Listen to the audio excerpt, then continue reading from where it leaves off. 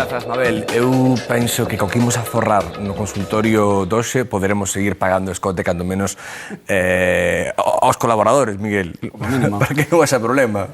Un refresco, un cafeliño. Se non podemos tomalo tamén, e que teñamos que pagar cada quen o seu, non pasa nada. Tampouco. Haberá xente que estou seguro ali fai o xogo de que non e cando saen arranxan contas, Sí, así como por detrás. Ou sen máis quedan fora, entran xuntos como quen veñen en grupo, e xa está.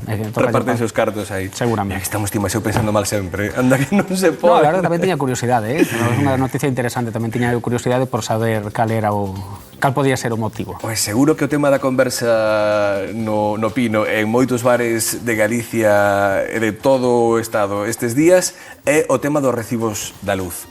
E ademais é que estes días soubemos que volverán axiña outra vez a ser bimensuais. Bimestrales. Bimestrales. Sí. Sí, no, é certo, é unha reivindicación que creo que penso que poderíamos decir que prácticamente todos os galegos e galegas estaban convencidos da necesidade de voltar a un sistema ou ben que se volvera a facturar cada 2 meses ou ben que fora cada mes, pero sempre sobre a base da lectura real do contador e non sobre a base de consumos estimados, porque a experiencia creo que xa foi abonda para moitos de nós que xa podemos comprobar como por culpa precisamente dun sistema que non debería ter causado tantos problemas, ao final sí os causou e atopamos situacións do máis diverso. Un servizo público no que normalmente non había moitas queixas, non adoitaba haber moitas reclamacións, foi liberalizarse o sector, desaparecer a tarifa nocturna e proceder a un sistema de facturación en base a consumos estimados e xa tivemos liada. E desde aquela levamos 3 aniños que é un sin parar. A partir de abril, o que nos cada canto pagaremos? Pagaremos cada 2 meses, como se viña facendo tradicionalmente ata o ano 2009, como foi sempre. E os que xa o facían, porque ti podías escoller. Sí, había posibilidade. Vamos a ver, ahora vamos a ter 3 posibilidades. O que non faga nada, é dicir, por defecto, todas as persoas, todos os consumidores imos pasar a un sistema de lectura real e de facturación cada 2 meses. Consumo real, o que marca o contador.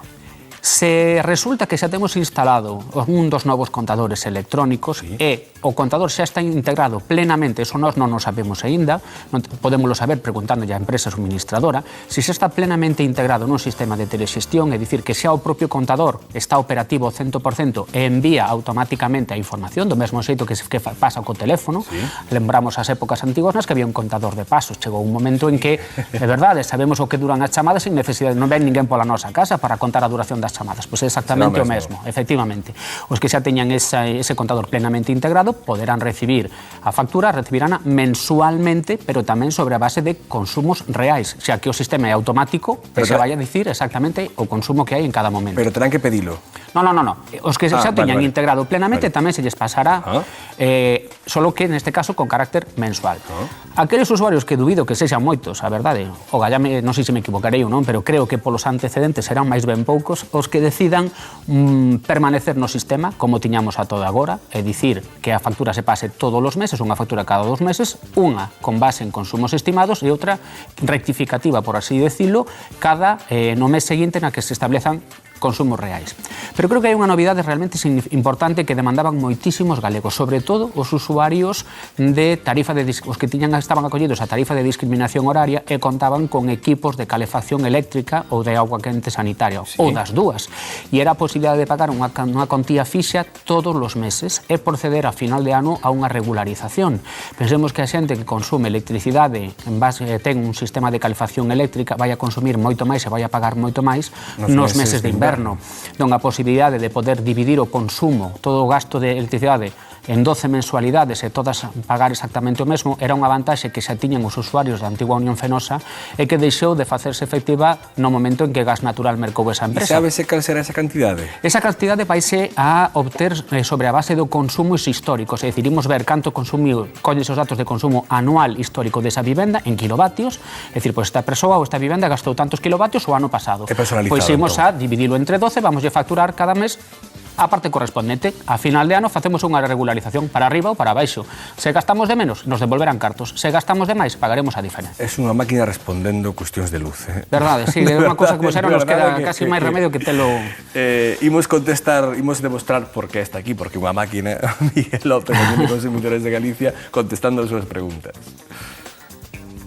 Me encantaría que usted me explicase por qué nos encarecen la electricidad continuamente. porque iso acarrea muchísimas máis subidas en todo. Pois sabes, ainda que poda parecer que teño resposta para casi todo, para este vamos a ter que matizalo un pouco. A verdade é que a día de hoxe non podemos dicir que a opinión ou desde o noso punto de vista, al menos desde as organizacións de consumidores, as manifestacións que fan desde os operadores eléctricos teña razón de ser. A día de hoxe estamos a pagar en España a electricidade das máis caras de toda a Unión Europea, é dicir que xa non ten que ver realmente cos custos estrictamente de produción, hai moitos outros elementos, moitos outros factores que determinan que realmente o prezo da electricidade estea subindo moito. Pero ademais temos que darnos conta de que tal como está plantexado a regulación do prezo ou o marcado do prezo da electricidade aínda acabaría por subir máis se realmente pasásemos a un sistema como que se pretende de que desaparición total e definitiva dese famoso déficit tarifario, do que se fala deses 25.000 millóns de euros que supostamente adebedamos todos os españois ás operadoras eléctricas. Pero aí supostamente... Claro, no prezo da electricidade hoxe podemos decir que hai dous elementos. Por unha banda, o prezo da propia electricidade que se determina nunha subasta que quizáis non sexa todo transparente que debería ser. De feito, así a propia Comisión Nacional da Competencia xa se ten manifestado ese respecto, considera que non é todo o transparente os procesos de oferta e de compra e de venda de electricidade, esas posas non son todo transparentes que deberían ser, repito, e por outra banda están os chamados peaxes, digamos que a tarifa, a parte regulada, que é a que regula o goberno, na que se establecen os custos derivados de 50 aspectos moi complexos. Poderíamos pasar realmente casi unha tarde falando de todos e cada un dos elementos que a compoñen, pero para que nos fagamos unha idea, a metade do prezo pode determinar o executivo da tarifa de último recurso, lóxicamente, e outra metade do precio, máis ou menos, é a que se determina polo propio mercado. Outro día lía algo moi interesante, non é o seu día para tratala con calma, pero un estudo dun señor bastante rigoroso que afirma que moitos dos contadores da luz que temos en España, non xa dos novos, senón dos que aínda vellos, que hai moitísimos, era aseguraba que non miden ben. De que probablemente estamos por aí pagando un poquinho de máis. Pois non vou a dicir que non sexa certo, estamos a falar de aparellos mecánicos e que efectivamente co transcurso dos anos poden ter probablemente unha diferencia no que é a súa verificación. Temos que ter en conta que moitos deles se instalaron hai moitísimos anos, e se cais o sistema de verificación que estiveron sometidos ou de inspección no seu momento de posta no mercado, pois non contarán con un control metrolóxico tan exhaustivos como que temos agora. Pero do mesmo xeito podemos dicir que tanto poden contar un pouquiño menos ou tamén, según din, as propias compañías poden contar un pouquiño máis. De feito, moitos dos usuarios os que se están dirixindo a nosa organización o que manifestan parece ser xusto o contrario que afirma este home, ¿sí? Que desde que lle cambiaron o contador e agora dispón de contadores electrónicos que parece que hai máis consumo. Vale. Precisamente, como se os contadores de antes foron un pouquiño máis lentos. Xusto nos están contando o contrario. Un pequeno... un pouquiño máis lento, nada máis. Dalgo que nos parece estupendo, pagar moito pola luz, sí. Algo que nos gusta moitísimo máis que pagar moito pola gasolina. É certo esa lenda de que os luns é máis barata que os venres? Pois vamos dicir xa que sí. Vamos a adiantar casi que sí, porque son datos que estamos precisamente analizando desde hai uns meses, tomando notas en distintas estacións de servicio de Galicia. Estamos realizando a unión de consumidores entre venres, sábados e luns para determinar se realmente non coa chegada da fin de semana nos atopamos esas diferencias. E é curioso porque esas diferencias efectivamente non se corresponden coas variacións que se experimentan no día a día nos mercados do petróleo e evidentemente moito menos cos prezos que o mayorista lle vai a entregar lle vai a vender o carburante ás estacións de servicios minoristas. E logo alguén pregunta por que nos cabreamos. Verdade, non temos motivo. Non é nada. Capricho. Imos responder unha pregunta que vai sobre isto, Miguel.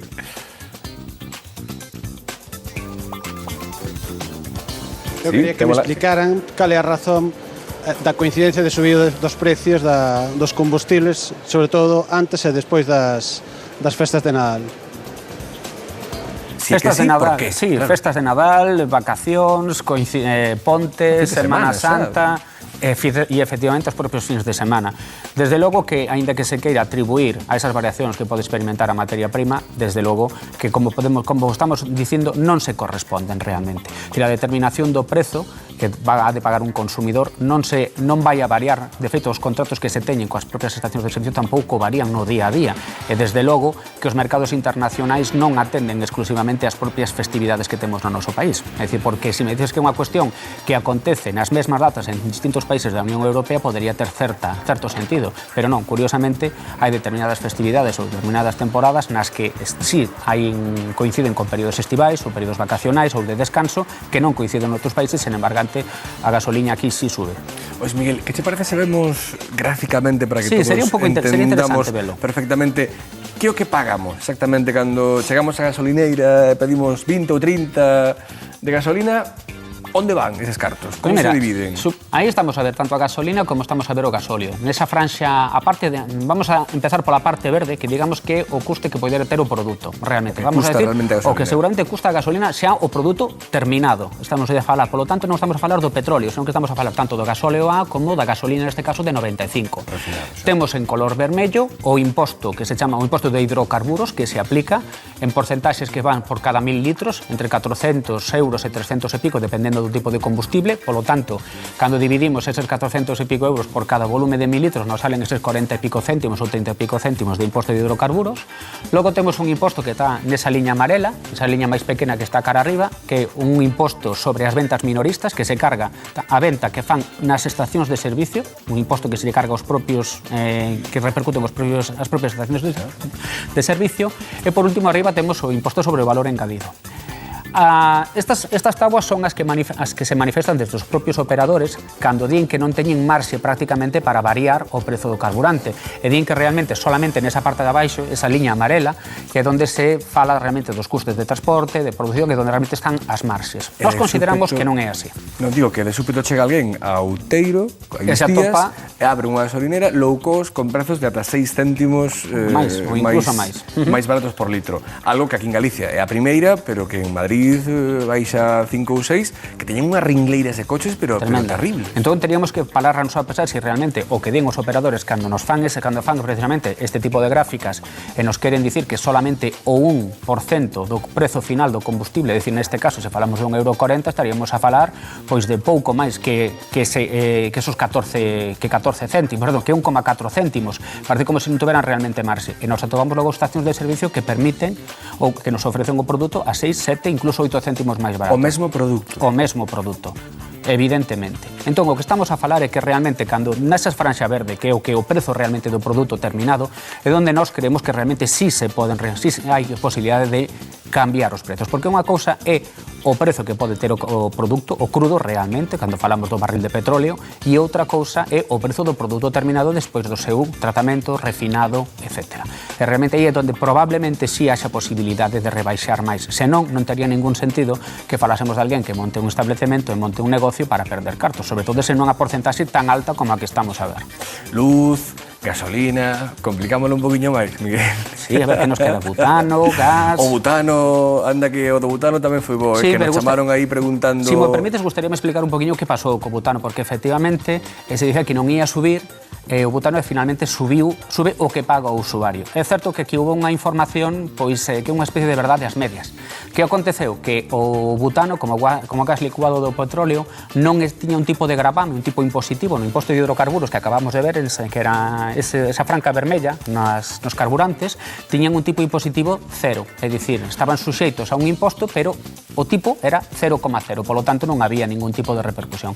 Que acontece? Que agora sí se vai a establecer unha contía de 15 euros, se non me equivoco, para usos non como carburantes, de 15 euros por tonelada. Polo tanto, hai unha pequena repercusión de impostos. O butano como tal non sube, pero si suben os impostos que gravan o butano. Que se decide 2 días antes de que remate o ano. 2 días antes, claro. E normalmente na Lei de Orzamentos do Estado, claro. Que é onde atopamos esas novidades. Que non miramos. Bueno, é normal que non queramos mirar, porque claro. Atopamos 100 e pico páxinas de boletín oficial do Estado, seguro que se bota para atrás. Butano e casas e pisos, que queríamos chegar ata os pisos, que supoño que moitos na casa, ou calquera de nós, pode pensar que baixaron moito de prezo, porque iso é o que escoitamos, o que nos contan, o que nos chega por os medios de comunicación. Comprobámoslo. Vamos a comprobalo. Miren. Segundo a Sociedade de Taxación, o prezo medio da vivenda nova abaratouse en Galicia ata o 6,9% en 2012, aínda que a desaparición dos incentivos á compra e o aumento do IBE fará que esa baixada de prezos se note menos nos petos dos compradores. Por iso moitos apuráronse a mercar antes de final de 2012. Influiu, sobre todo, no número de ventas. O final de ano apurouse un pouco pois, o tema de escriturar, o tema de axilizar os trámites.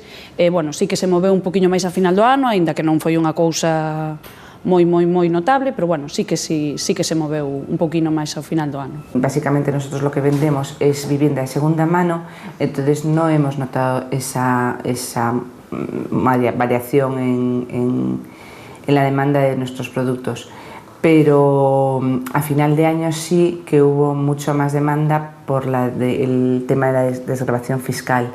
Entonces en principio hubo más interés y bueno, la gente buscó con más interés vivienda por ese motivo.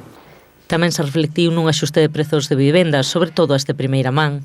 Os promotores quizás sexan os que máis realistas sean na situación económica actual. Sí que saben pois, en canto se vende, axustan moi ben os precios. Bueno, sobre todo que antes non se facía, que era o que negociar os precios, agora sí que se fai.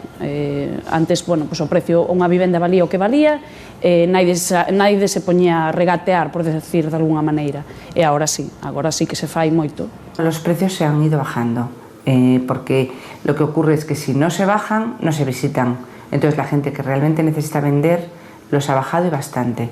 O sea, podemos decir que los precios que están barajando y que se están vendiendo están más o menos en torno al precio de lo que había en el año 2006, más o menos. El año pasado una vivienda aquí se bajó de 800.000 euros a finalmente se vendió en 400.000.